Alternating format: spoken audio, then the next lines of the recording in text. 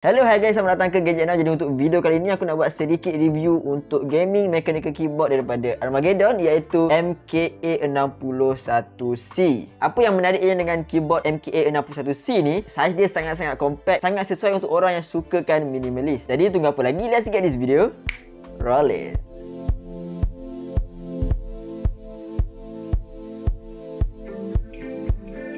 Okey, nama dia adalah Armageddon MKA61C dan ianya adalah sejenis 60% keyboard. Sebab kalau yang 100% punya dia ada 104 keycap, tapi yang ni hanya ada 61 keycap. Jadi 61 tu adalah bermaksud 61 keycap yang ada pada MKA61C ni. Untuk design dia ada dua, satu yang untuk warna hitam dan satu lagi yang warna putih. Jadi yang aku dapat ni yang warna hitam dan aku sukakan warna hitam lagi lah, nak dia bandingkan dengan yang warna putih. Untuk dia punya binaan memang sangat solid. Untuk bahagian base dia sangat-sangat solid, tapi untuk bahagian keycap dia agak bunyi rattling. Korang boleh dengar. Korang boleh dengar kan? Dia bunyi macam rattling macam tu. Itu pun kalau korang goncang, takkanlah korang goncangkan benda tu kan. Bila korang nak pakai, korang akan letak je atas meja dan korang guna je.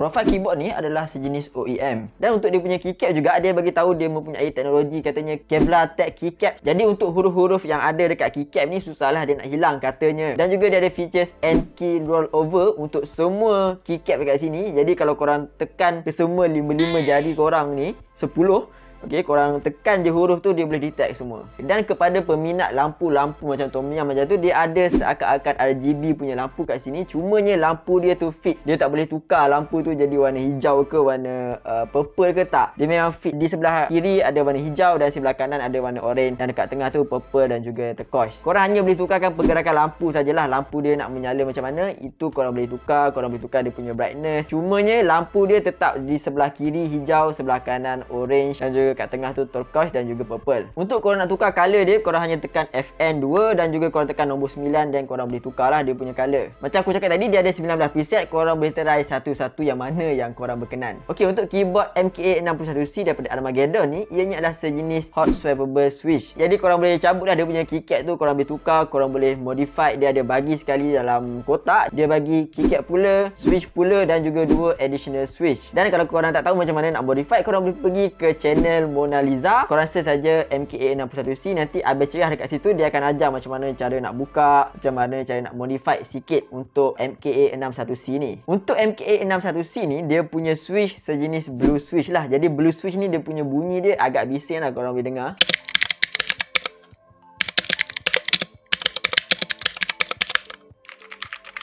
Bunyi dia agak bising bagi aku dan juga dia ada rattling sound. Sebab apa? Sebab dia menggunakan Otemu punya switch. Otemu punya switch ni dia macam kopi sedikit yang Cherry MX punya. Yang Cherry MX tu lagi berkualiti lah, okey. Yang ni adalah Cherry MX punya. Yang ni Cherry MX punya. Yang ni kurang sikit bunyi dia punya rattle tu. Okey, macam aku cakap tadi, aku goncang-goncang korang bunyi rattle kan. Kalau aku goncang yang ni, korang tak bunyi rattle, nampak? Yang ni aku goncang lagi sekali,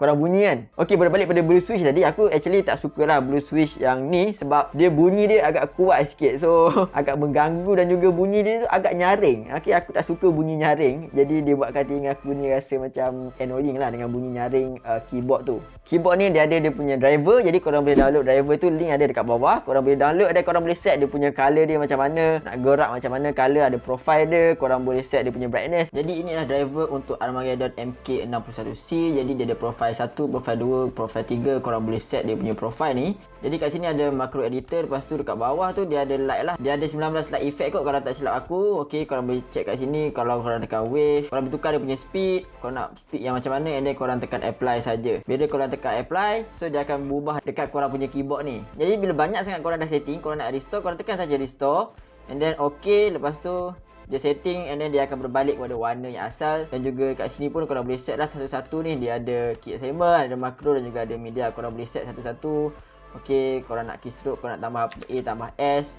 Okey, cancel. Gini media. Okey, korang nak letak email ke, tekan jadi email ke, tekan jadi next ke, korang boleh buat kat sini. Actually, korang tak perlukan driver tu pun untuk nak set dia punya color. Korang hanya tekan kat sini. Dia ada manual dia. Ada juga manual dekat website. Korang boleh tengok dekat situ. Korang boleh adjust dia punya color, dia punya brightness pun korang boleh adjust juga. Untuk MKA61C ni, dia bukannya wireless. Dia adalah wired. Jadi dia ada USB-A kepada USB-C Type-C punya kabel. Untuk Type-C dia berbentuk L. Kalau boleh nampak dekat sini, berbentuk L. Jadi dia tak adalah buatkan terjuntai lebih di sebelah kiri korang, membuatkan korang punya meja tu tak rasa minimalis. Jadi bila L tu dia akan terus pergi ke atas, and then korang boleh masuk terus cucuk dekat USB untuk korang punya PC ataupun korang punya laptop, dan ia kelihatan sangat kemas. Jadi apa yang aku rasa bila dah gunakan MKA61C ni? Yang first aku suka dia punya warna hitam, dan juga dia ada lampu. Bila ada lampu tu dia akan nyalakan setiap huruf tu. Dia akan pancarkan cahaya untuk setiap huruf, jadi korang boleh nampak. Macam aku suka buat kerja dalam gelap. Jadi kalau dia tak pancarkan, korang tak nampak dekat mana terletaknya E, kat mana terletaknya Q. Jadi bila ada lampu dan dia pancarkan dekat aku, so aku boleh tahu okey kat sini W, dekat sini Y, dekat sini U. So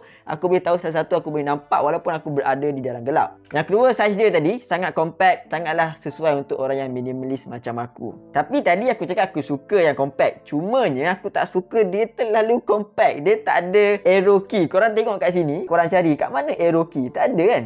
Arrow key dia ni, dekat WASD ni ada kat situ. Jadi kalau korang nak tekan arrow key, korang kena tekan FN, barulah korang boleh dapat function arrow key tu. Jadi kalau aku sebagai editor ke, sebagai gamers ke, aku rasa macam agak susah sedikit. Gamers tu mungkin dah tak ada susah sangat, cumanya dia agak susah kalau aku seorang editor. Dan juga kalau korang main Dota, macam aku main Dota, aku akan letakkan setiap item aku ni dekat FN tau, dekat F function, F1, F2, F3. Tapi yang ni dia tak ada F key. Dia ada F key, cumanya korang kena tekan FN, lepas tu korang tekan F key ni. Jadi dia agak leceh juga untuk aku seorang pemain Dota. Kalau aku main Dota agak leceh, sebab F function aku adalah ada certain function dia waktu aku main Dota, dan juga nombor dia pun ada certain function. Nombor dia tu macam dekat item aku akan letak nombor, and then waktu F1 tu ada skill-skill lain lah, ataupun ada function-function lain yang boleh digunakan dekat F1. Jadi kalau tak ada F1 ataupun tak ada nombor tu, agak susah lah kita nak main Dota dengan cepat. Sebab kau main Dota ni memang kau kena fast hand lah, okay? Tapi kalau dah kena tekan FN lepas tu baru dapat F1, macam tak best gila main Dota dengan keyboard ni. Aku suka dia punya base yang sangat solid tu, cumanya aku tak suka dia punya rattle dan juga dia punya bunyi tu, okay? Tapi aku tengok video Abel Cerah ada modified. Korang boleh tengok video tu kalau korang nak modify dia punya bunyi tu lagi sedap nak dibandingkan dengan sekarang. Yes, aku dengar memang aku rasa boleh buat juga, tapi aku tak pandai lah. Kalau korang nak yang budget, korang nak belajar, nak modify kan, korang boleh beli MKA61C ni, and then korang try modify ikut video Abel Cerah Mona Lisa tu. Jadi bagi aku dengan harga RM79 hingga RM89, link ada kat bawah kalau korang nak beli. Aku boleh katakan ianya tak sesuai dengan aku. Mungkin sesuai dengan korang yang minimalis, tapi dengan aku yang memerlukan arrow key tu ada secara fizikal, dan juga F key bersama nombor adalah berlainan. Aku perlukan benda tu. Jadi keyboard ni dia tak bagi aku benda tu, so sangat-sangat tak sesuai untuk penggunaan aku. Jadi itu saja aku punya pendapat. Kalau korang suka video ni, jangan lupa untuk like, komen dan subscribe aku punya channel. Dan jumpa lagi di video yang akan datang. Assalamualaikum. See ya.